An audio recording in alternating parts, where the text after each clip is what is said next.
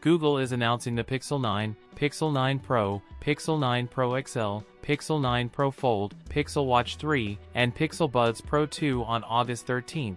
Pixel 9 Pro XL coming in 4 colors: obsidian, porcelain, rose, and hazel. Google Pixel 9 Pro and Pixel 9 Pro XL prices for the US leak. The Pixel 9 Pro will start at $999.99 with a T-Mobile plan. On the other hand, the Pixel 9 Pro XL will go for $1,199 with 256 gigabytes of storage, and we have a ton of newly leaked promo videos. Google has hinted that the Pixel 9 series will be heavily integrated with Gemini AI features. The Pixel 9 Pro XL has a 6.73-inch screen, 120Hz OLED display.